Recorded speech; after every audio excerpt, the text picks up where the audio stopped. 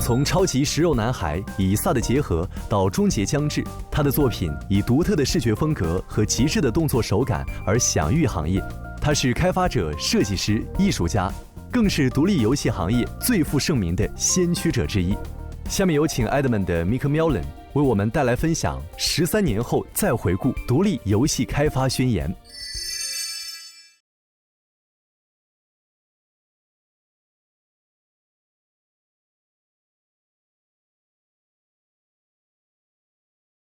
Hello.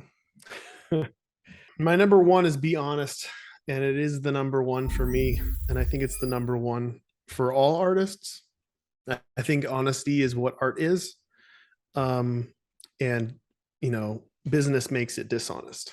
So it's a difficult field as an artist to be in because, to some degree, the dishonesty of selling something or being a salesperson can easily taint your work, and you can attempt to manipulate people into feeling a certain way, playing more or putting more money into the machine, and it's a dangerous thing.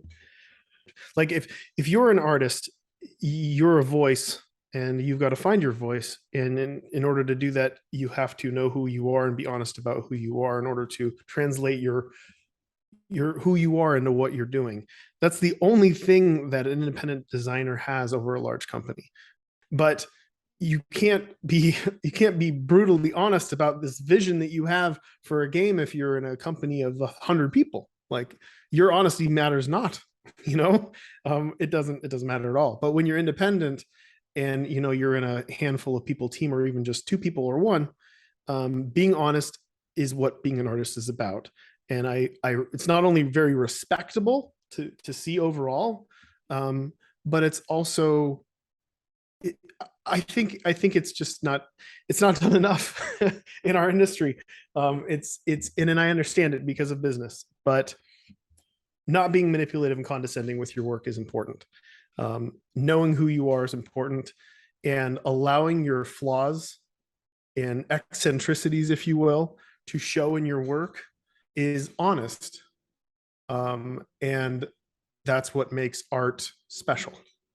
And that's my number one. And hopefully I won't rattle on like that for every one of them, because we'll never get through it. Number two is realize that you're making art. You, as an independent, have major advantages over an industry that invests millions and millions of dollars in products.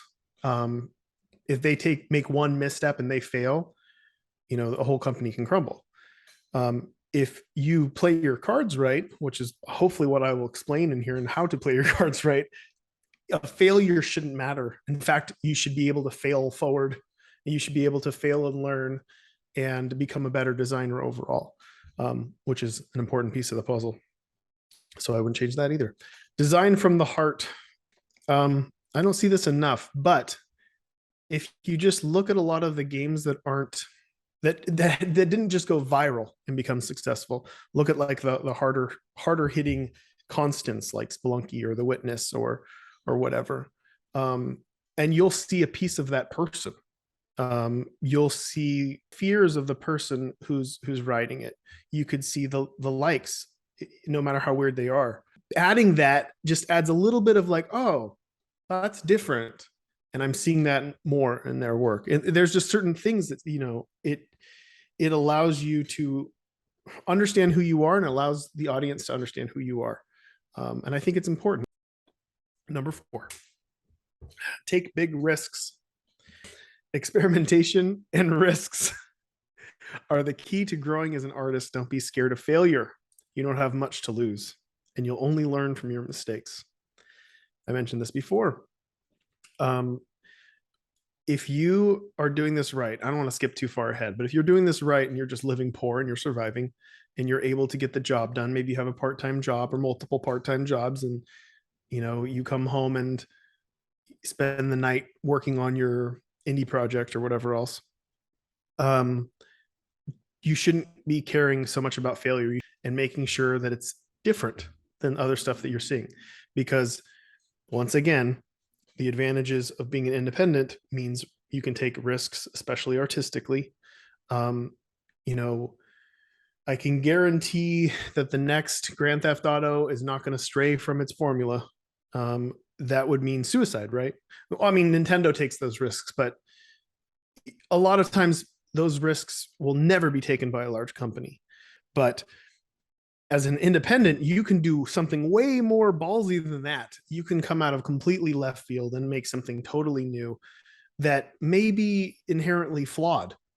But the innovation factor will make up for the flawed aspect, you know, and maybe in the future you'll be able to take that and design an even better version of whatever it is, or maybe somebody else will. But that's what it's about. You want to be able to take those kind of big risks. And I'm not talking about I'm going to make an MMO that I spend 7,000 years on, and I'm sure I get to that in another number here. But big innovative risks are important, especially when you're doing quick, small games, which I'm sure I will also get to on here. Number 5, don't bite off more than you can chew. Don't start an MMO. Your first 15 games should be very small, little bite-sized games. They shouldn't be this grand 3-year project. I think there's a lot more value in small prototypes, game jam games, or just less than a year. You know, I want to say 3-month projects, but less than a year projects. You don't want to snowball into this 4, 5, 6, 7-year project. It's going to get worse. And you're going to get in the situation where you're like, oh, I've been working on this for 5 years. I need to add more because people will expect more. I've been talking about it for 5 years. Don't do that. If you're just starting out and you don't have a bunch of games under your belt already, don't attempt to make the next cave story. Like, keep it super simple. Like, keep things easy peasy. 6, practice. I see even some of the most skilled designers, including myself, fall into this trap of not allowing themselves to practice. And when I say practice, I mean making prototypes, making game jam games, making small, bite-sized ideas. Even if it's sketching down ideas, to just flesh them out in your head a little bit. It's important to make lots of little games, because not only will you'll get into the flow of making games even more, but you'll also be able to reference what's best in those games. The majority of the games that have become very successful were all based on game jam prototypes, flash games that I made in a few weeks to a few months. If this prototype or if this game jam game is just, it's haunting you and it's the greatest thing ever, you can go and make that game a full-fledged game later on. But while you're learning, or when you get into a rut, I think it's very important to practice as much as you possibly can. And I highly recommend it. Game jams are where it's at. There's lots of them happening all over the place. Just throw yourself into it. Even if you're not doing it officially, just take whatever the suggestion is and you just run with it. You'll learn a lot more by practicing than by working on a game, the same game, for years. Don't do that. Number 7 is make the games you want to make. Yeah, this is more of like ride the creative wave. There are some times where even I'll get in situations where I'm working on something and it seemed like a good idea. And this also goes back to the business and honesty part. And I'll think to myself, people will buy this. And then I realize I'm kidding myself here. That's because the more I'm thinking about that, the more I'll lean towards just doing something that other people would want, not what I would want necessarily. And I know that it will suffer because I won't put myself as much into it as it was something that was personal, that I was passionate about. You need to be able to ride that creative wave through the project, or you'll peter out, or you'll burn out, or you'll explode, or it just won't happen. So it's really important to make sure that whatever you're working on is something that you are super passionate about, and something that you're really, really feeling, so you can ride that creative wave all the way through the project and not just shoot yourself in the foot. Number 8 is stand out. Man, I still don't see a lot of games that stand out. It's kind of a weird situation, and maybe like be more specific about what that means. Make stuff that catches the eye, not only visually but mechanically. Make stuff that isn't like this game but cats, isn't like this game but ninjas or dinosaurs. Try not to do that. Try to do something that is unique. And if you are doing that, make sure that the theme isn't just, so like I'm doing a game with cats, right? But it's about mutating and selectively breeding cats. So, I mean, to me, that stands out. I don't see anything else like that out there. I try to make everything that I work on stand out that's just super important to me. I don't want it. I don't think you could pick up any of the games that I've ever made and be like, oh yeah, another company totally could have made that. It's like you think any company could have made The Binding of Isaac? There's absolutely no way. Like, and it's not just me that can do this. Anybody can do this. You just got to push out of your creative bounds and push out of expectations and be comfortable with taking risks and be comfortable with, making mistakes, making missteps, and do something ballsy and stand out. Number 9, think critically. 99% of game design is critical thinking. It is true. And there's the marriage of like art and logic that go together. And it's usually like programmer and artist. That's what I do. This is the thing I do. Anyway,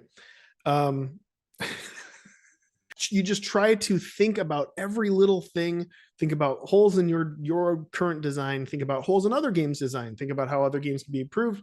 Think about why other games work. You'll learn a lot and you'll retain a lot from that. And I think it's really good to be very critical of your own work. So the more critical of everything you are, the more critical you can be towards your own stuff.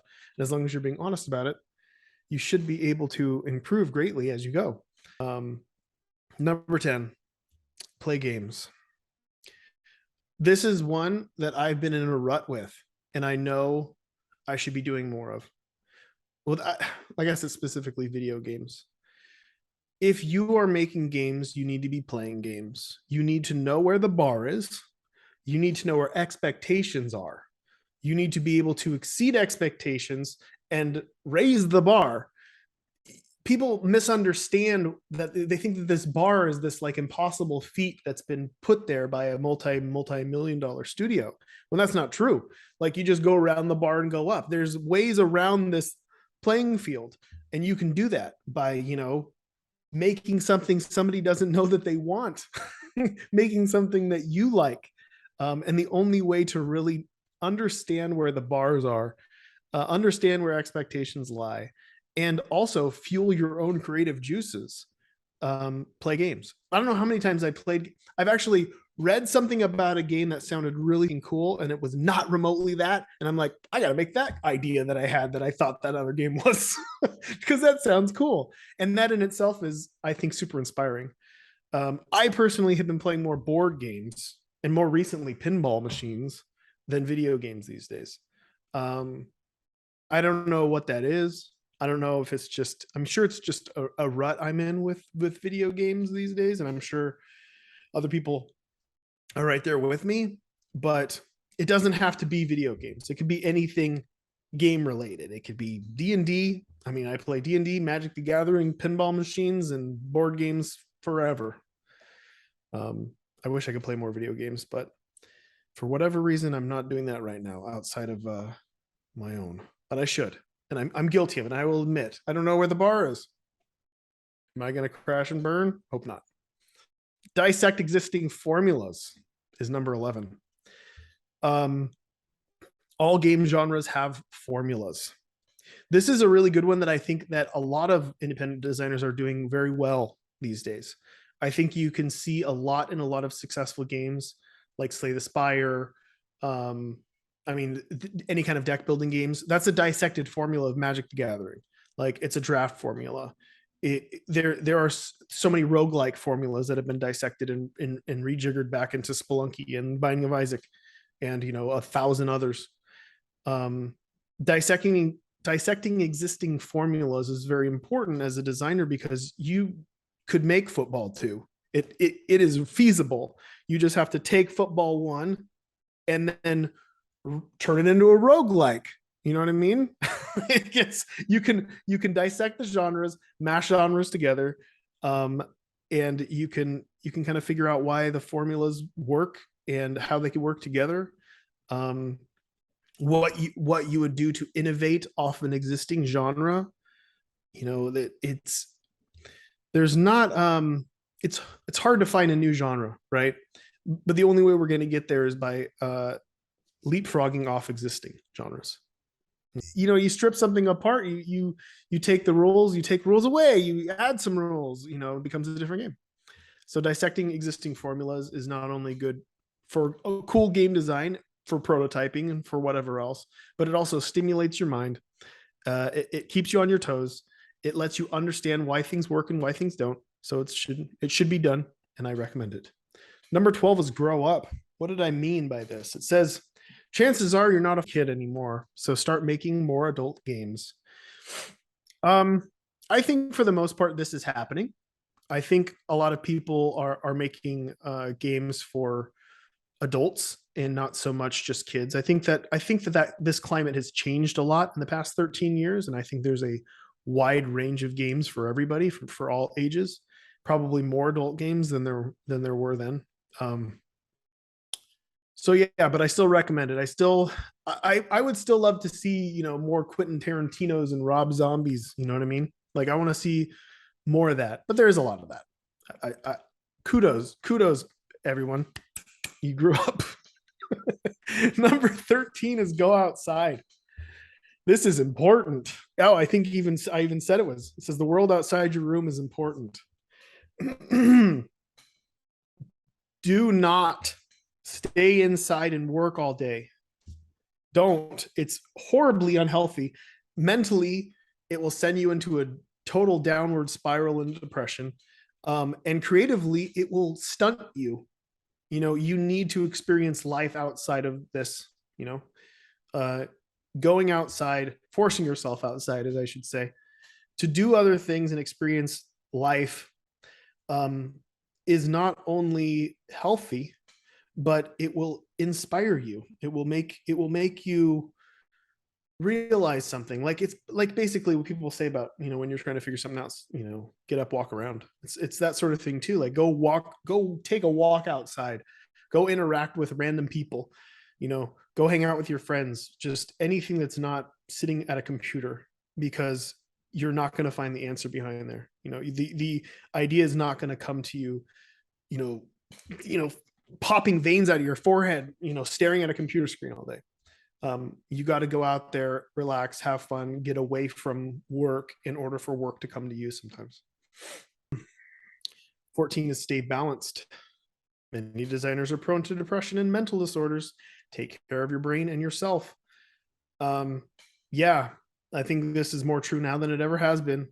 We have lost many designers over the years, and it's important to talk to people. Know your limits, and going outside, hanging out with your friends, making friends, forcing yourself to make friends, forcing yourself to talk to people, forcing yourself to not just be typing. You know, it's those kind of social interactions may seem like they're filling that bar up, but they're not. You got to actually interact with real people in real life in order to really fill it back up. And you know, and there's no harm in talking to somebody if you need to talk to somebody, and there's no harm in taking medication if you need it, or shame, I should say. I wish more people did. Number 15 is stay grounded. No matter how good you think you are, there will always be somebody better. Be humble. I think people get this now. There are so many. What is it, like 30? On average, 32 games come out on Steam every day. Yeah. I think everybody's staying grounded at this point. everybody's getting a piece of that humble pie. Yeah, but it's good to not, you know, get ahead of yourself. But I don't think many people are doing that now. When back in 2009, when there were like 28 of us. It was easy for somebody, to get a big ego and think they were the shit and they could do no wrong. But in case you're that type of person, just realize that there's always somebody better, and you will hurt yourself more assuming that you know better than whoever you're talking to, because you probably have something to learn from whoever you're speaking to, no matter who they are and what their background is. Number 16 is be open to feedback. This is a big one. And this is something that is, I think is just the almost stereotype of a game designer's folly at this point in time. Back in the day on Newgrounds, I used to upload a video game and it would just say, you suck, over and over, the game sucks, controls suck, this sucks, this sucks, this sucks. And you'd read through it all. And eventually you'd get to the point. There was a point to your game sucks. And it was there, it didn't control too well. And it's like, I could just write this all off as like, you guys are jealous assholes who wish you could be making this game, or you don't know what you're talking about. You don't have the experience I do.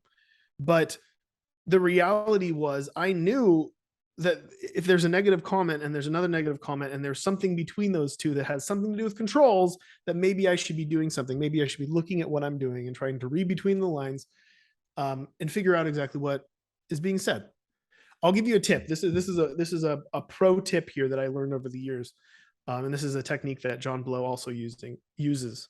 If you are not prototyping, if you are testing your game on a group of people, do not say you want feedback, though. Don't tell them you want feedback. What you do is you watch them play your game and you say nothing. You watch with your notepad and you see what they don't understand and you figure out why. If at the end they want to say something, or you want to ask specific questions about what didn't you understand about that? How come you didn't do that? What didn't you do? The moment you do ask for feedback, somebody's going to always feel like they need to. It's a request, right? So they're going to find something, they're going to move to it, and they're just going to say it. My recommendation is not to do that. I think it's a foolproof plan. Sit somebody in front of your game, let them play it, and then just watch. Do that with as many people as you possibly can. You will learn an astounding amount about your game and why it doesn't work and how to improve it. I do it weekly currently with Mugenics, and it has been so helpful. Work with people. People are nice. People are good at things that you aren't. Working with others is important. There's a lot of designers out there who want to do it all. Don't, there's no reason to. It's also less lonely when you're working with somebody else. You can commiserate together. It's a cool little fun, friendly interaction to have, and you will learn from the experiences of the other person and what they bring to the table. And I highly recommend you do that. I think most people will work together these days, though. I think that was definitely like more of an old school, I want to do it all myself type. Number 18 is network. Talk to other designers, talk to fans, talk to media about what you're doing. You might gain some perspective on how others view your work. Like, some of the most significant opportunities I've ever had in my life came from just the fact that I was nice to somebody else. It's like, oh, or like, okay, perfect example.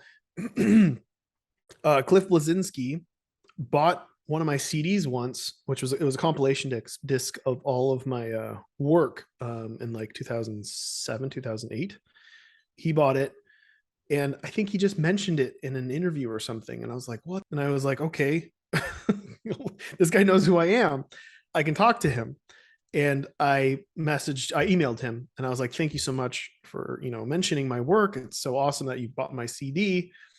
If you know anybody, I'd love to make a console game. If you know anybody at any company that would be, down with an indie game or whatever else, feel free to share. And he's like, oh yeah, I know this guy who knows you, and I think he'd love to work with you. So it was just that little bit and piece, just these crossing paths and whatever else. And you'd be surprised. And if I never reached out to Cliff after he had mentioned that, there would have been no opportunity there. But the fact that I did was hugely significant in my future. So you'd be surprised. Just talk to people as much as possible.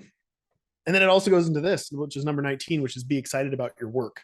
When you're talking to the media, when you're talking to anybody, other designers and whatever else, if you can't have a smile on your face when you are explaining what your game is and how cool it is, I'm not going to want to play your game. Like, you should be the most excited. It should fill you with joy to be like, oh my God, this game that I'm working on right now. Yes, it's grueling. Oh my God, I'm working my ass off. It's killing me, but I love it. I can't stop playing it. I can't stop talking about it. You can't expect other people to be excited about something you're not excited about. And I know a lot of people who are just like, either they're embarrassed because they don't want to be, they feel like it's self-serving to be excited about something that they're working on and talk about it in high regard, or maybe they're just like over it and it feels like work. But I think being excited about your work, especially when talking to the press or other designers, you got to show that you care. And being excited about your work is important. I guess it goes hand in hand with actually being excited about your work, which, I think at this point I've kind of pushed you down to this point. You should be only working on the games that you're excited to work about if you're independent. You should not be just working. It should be something that you love. It should be something that you are excited about. I look forward tomorrow. I look forward to waking up and coming down here and working on Mugenics. It's the truth.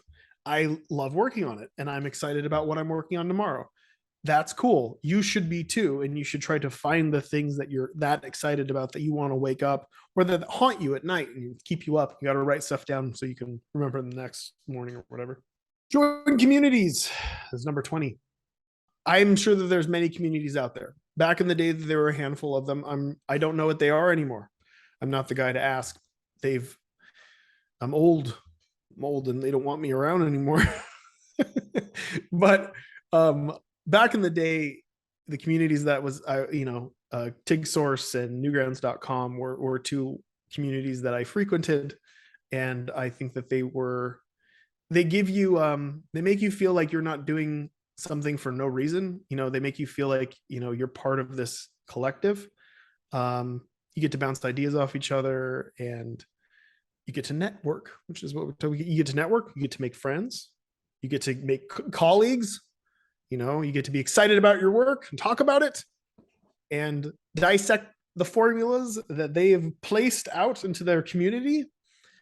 It all goes hand in hand. You need to go into these communities and say, hey, look at this dumb crap I'm working on. I'm really excited about it. Number 21 is learn a little about business. Business sucks. It does. It sucks. Now, I'm sure there's some people out there who are excited about business and just love the idea of just making money. And that's it. And that's the end game for all this stuff.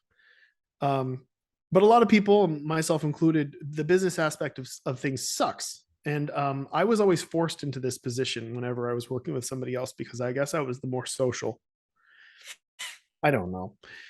But it's important to know a little about business so you don't get, because people will fuck you. It's the truth. They will totally screw you over and you won't know what's going on. You will get the shittiest deal and they will laugh behind your back as they leave. So it's good to know what's going on. You want to know what the average percentage is that you should be getting from, X, Y, Z. You want to know if this retail deal, am I getting a percentage of net? Am I getting a percentage of gross? Is this after this? And what, how much money is coming out before I get paid? And I got screwed over a few times. I learned from that, but it would have been nice to have somebody tell me, like, make sure you get that money up front because you're never going to see another dime. Because 20% sounds like a lot, except you're never going to get it because the overhead is a made up number that goes on forever. Number 22 is don't worry about being poor. This might have changed a bit because people are more poor now than they were before. I grew up poor. I was very poor until 2010. Poverty line. Make ends meet, don't worry about this being this money-making situation. Be okay with the fact that you're going to just hopefully just get by. Few people are going to buy your game. Don't invest everything in this one thing that you're doing, because there's a high probability it's just not going to pay off in the way that you assume. So I guess what I'm saying is, if you're doing this independent artist life, you're probably going to be working another job.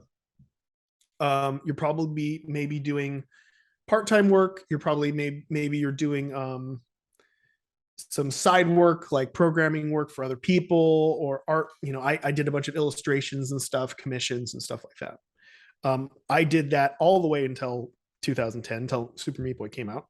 That's what I was doing to supplement my income. And then I was being poor and working on projects obsessively all night long with the rest of the time, whatever rest of the time I had, ignoring my wife.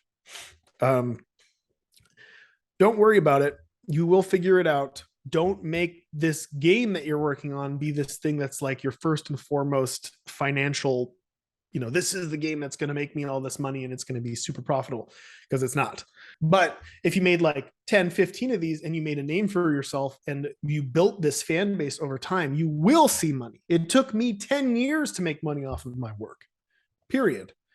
And if you stick it out and keep doing what you're doing and you make a name for yourself and you stand out and you network and you're excited about your work and you join the communities and you're honest and you make good games because you're so critical of your own work and you're so analytical about everything, eventually you'll make something great.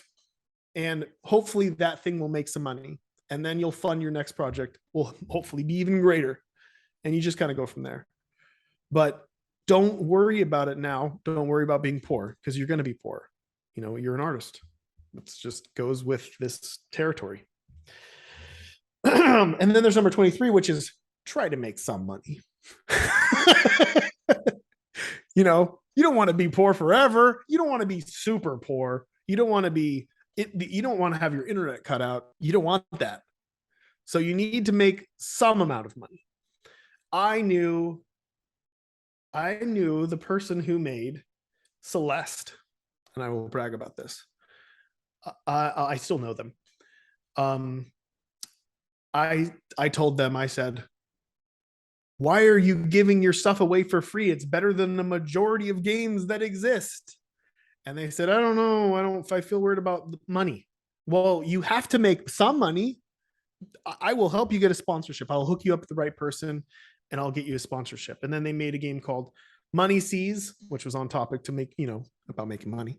And then Give Up Robot, and Give Up Robot 2, and all those things got sponsored and eventually funded, Towerfall and Celeste and the future. It's important to make some amount of money. You got to try to hustle a little bit. It goes with the learning a little bit about business, but you need to make some amount of money. And selling your work can be weird and some difficult, but you have to do something to make some amount of money off your work. Number 24, which is the final of the manifesto, is have fun.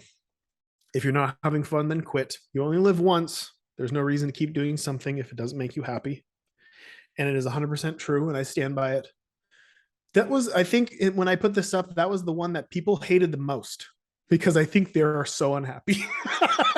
It's just like not having fun because they hate what they're doing. And it's not to say that. So at a certain point in your project, it's going to feel like work. I go through these, hills and valleys of like, oh, this is so great. And then it's just like, oh, now it's just work to get back up this hill again. Oh, it's great. And then it's, that's going to happen. I'm not talking about that. It's like sometimes working isn't that fun at all. But if you feel like you're begrudgingly working, if you feel like it's like, oh yeah, I got to come up with another game so I can make another dollar, I got to figure out what it is. And now I'm got to sit down and work and blah, blah, blah, blah. Like, you're not doing something that you enjoy, and you shouldn't be, especially as an artist.